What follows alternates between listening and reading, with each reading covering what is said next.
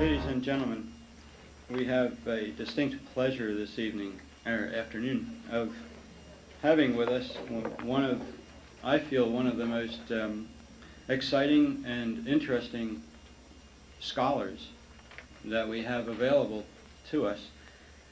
Zecharia Sitchin was born in Russia and raised in Palestine, where he acquired a profound knowledge of modern and ancient Hebrew, other Semitic and European languages,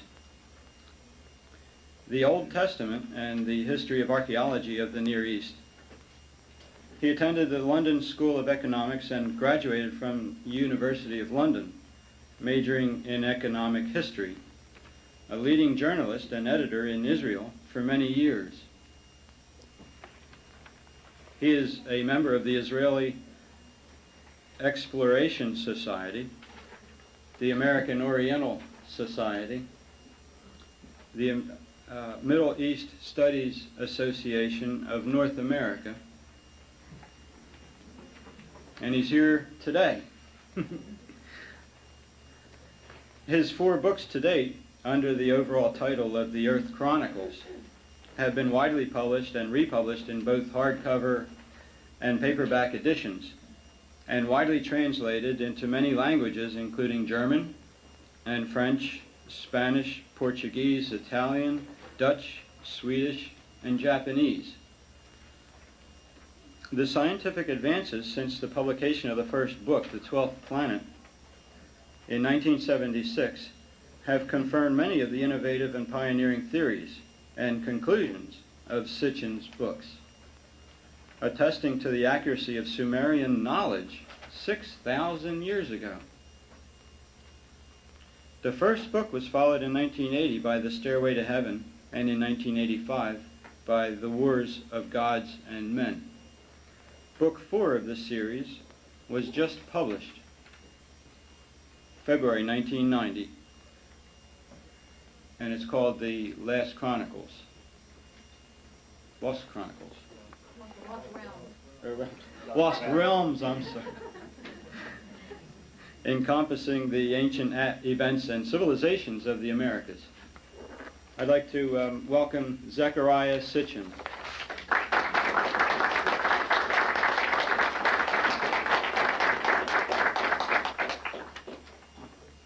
Thank you.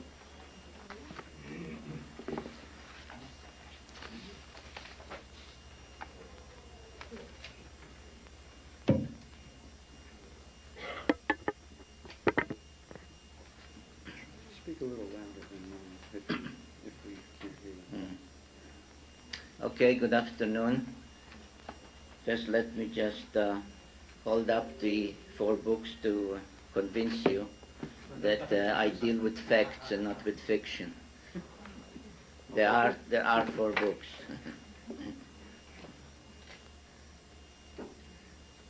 And the 5th one is due in October. October? It will be titled Genesis Revisited, and it will deal with the scientific advances in the 14 years since the first book was published, and show how modern science corroborates ancient knowledge.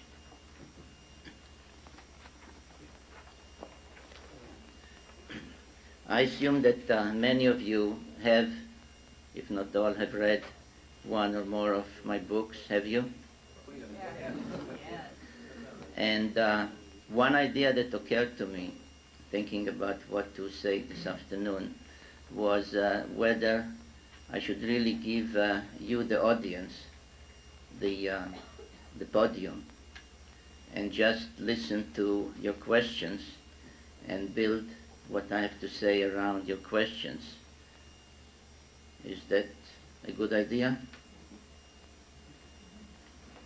You have my attention. No. You'd rather hear me talk. Well, I assume, having said hello or been approached by some of you since I've arrived here, I assume that each one of you had some point in his life, his or her life, where an event or a thought or an occurrence or hearing something or seeing something made you interested in the general or overall subject of this conference, whether we call it UFOs or extraterrestrials or ancient astronauts or other phenomena. And I thought that I should tell you how I became interested and involved in the subject, which launched me on writing the 4 books to date and coming and talking to you. And it goes back to my school days. I was born, as you heard, in Russia, but I grew up in what was then Palestine, and was privileged to study, to learn the Bible, the Old Testament, in its original language, Hebrew. And that is extremely important to understanding what actually those ancient texts tell us, because everything else that you read in the Bibles, be it in English or in German or whatever language, are not just translations, but are really interpretations, because each translation, each translator puts into the translation their understanding of what the word or the sentence or the event had meant. And as a matter of fact, if you compare, even in English, various editions of the Bible, you will see that in many respects they don't agree with each other. So having had the privilege of learning the Bible in its original Hebrew language was extremely important to the future course of events. Now, we began with the book of Genesis and reached chapter 6. I don't recall how old I was then, but maybe 8 or 9 years old. And we reached the story of the deluge, the great flood, and the story of Noah and the flood and what happened is preceded in the chapter of Genesis with several very enigmatic verses that somehow don't belong to the rest of the story of Noah and the ark, and that are evidently some kind of remnant from some longer story or another chapter that was lost or omitted somewhere and so on. And these enigmatic verses begin with a statement that many a preacher has used on Sundays, because it is known as the verse that says that those were the days just before the deluge, when there were giants on the earth, or upon the earth. And they married the daughters of men and had children by them and so on. And I raised my hand and I remembered that as if it happened yesterday, although it happened more than 2 years ago when I was 8. And I said, excuse me, teacher, but why do you say giants when the word, the Hebrew word, is Nephilim, which literally means those who had come down from heaven to earth? And he said, Sitchin, sit down. You don't question the Bible. And as young as I was then, I came home and I was, upset. I was boiling inside because I was sure that my question, when I raised my hand, I did not question the Bible. I was reprimanded wrongly. I questioned a translation or an interpretation of a word in the Bible, but I did not question the Bible. On the contrary, I questioned why a word or a statement or a term in the Bible is not accurately translated or interpreted. And this became an obsession with me. As I grew up, I became interested in archaeology. I studied the languages of the ancient Near East and so on. And always in the background, always underlying what I was studying or doing was this question, why did the Bible use the word Nephilim to describe those who, again, literally are called in those verses the sons of the gods. Sons plural, gods plural, literally translated from the Hebrew. And why is there such a distinction made? And the fact is brought out as something to be remembered, to be appreciated, that they married the daughters of men. In other words, they were somehow different. They were not the sons of men, they were sons of the gods. Elohim in Hebrew, plural. And this inquiry, this research, has led me to a realization that many scholars have by then, and indeed it began in 1876, when the discoveries of writing of clay tablets in Mesopotamia reached the stage where the writing could be deciphered and read and understood. It dawned on the scholars more than a century ago that the biblical tales of Genesis, of the creation of what is called the heaven and the earth, of what is really a course of evolution, how life began on earth, how the dry land separated from the oceans and life began. That the story of how the Adam, which literally means the earthling, not Adam, but the Adam, was created.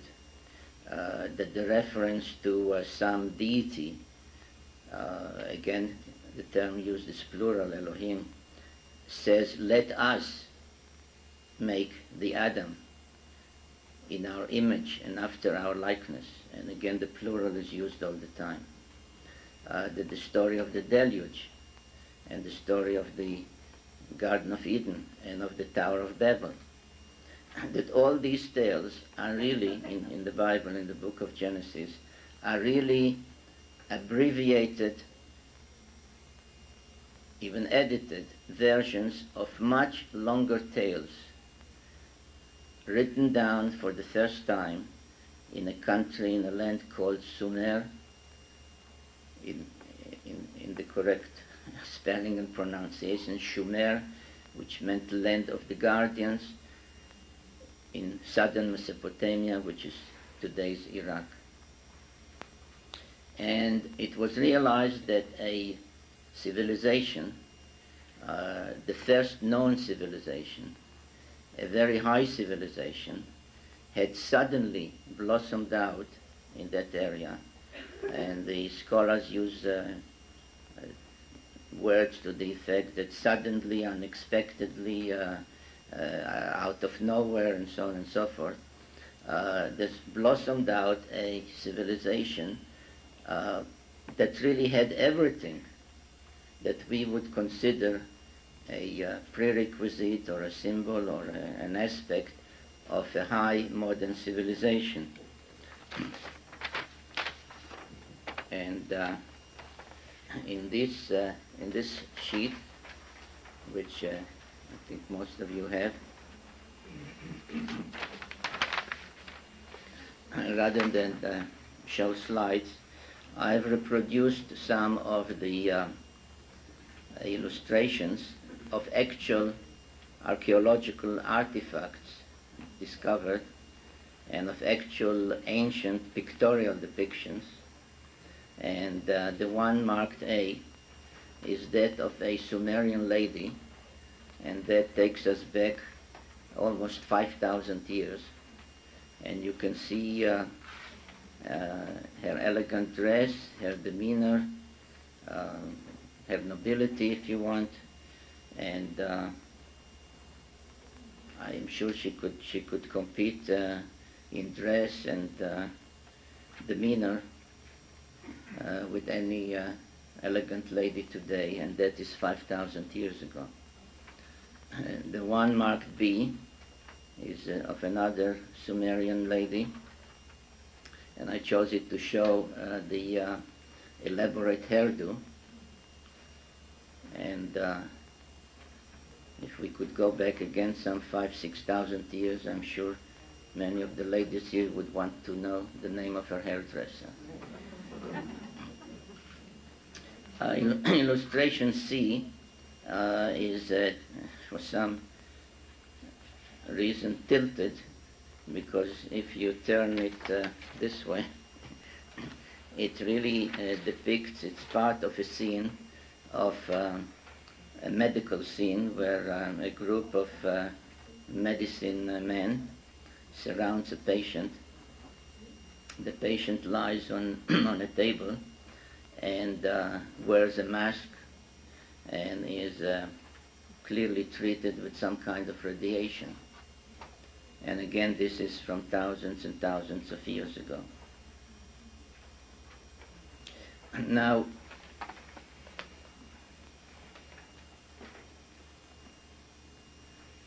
the Sumerians can be credited with virtually every first in human civilization that we can think of, whether it's the use of the wheel, whether it's high-rise construction, whether it's the use of the brick, whether it's metallurgy, whether it's knowledge of chemistry, medicine we have covered, whether it's the concept of laws, the concept of courts, of justices, even of juries, the concept of a king, of a parliament, or an advisory council. Anything you can think of, any aspect of a high civilization, had its first in Sumer, going back, as I said, 6,000 years ago. Mathematics, the beginning, or the first calendar. As a matter of fact, as I've not necessarily mentioned in the books, but in some articles, the concept of a calendar, of a year divided into 12 months, of a lunar month, of a solar year, not only goes back to Sumer, but one calendar still in use, and that's the Hebrew calendar, is exactly the Sumerian calendar, and the count of years in the Hebrew calendar goes back to the year 1 of the Sumerian calendar, so that is still in use today. So all these aspects of a high civilization began in Sumer, again suddenly, unexpectedly, out of nowhere. And among the thousands or tens of thousands of clay tablets discovered there, and if you'll excuse me, and the cameraman will excuse me a minute, I want to show you something.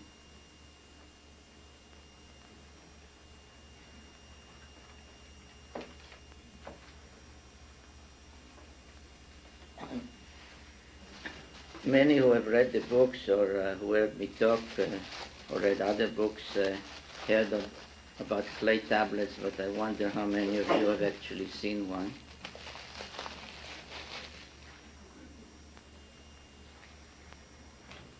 And this is a typical one. The size was such that it could be held in the palm of the hand of the scribe. It was soft clay, not entirely wet, but soft enough to make on it symbols with a stylus in writing that has come to be called cuneiform. And the scribe would have the stylus and would make these symbols. And when this clay tablet dried, or if it was a very important document, it was fire dried, it became a permanent record of the document or the tale or the text or whatever was written on the tablet. And I've once observed that people say, well, that's a very primitive way of recording or of writing or of keeping things, writing them down. And I say, well, I'm being taped, I'm being videotaped. Would you think that those tapes would still be readable or available in 6,000 years from now? but this is. So, who was primitive and who isn't is debatable.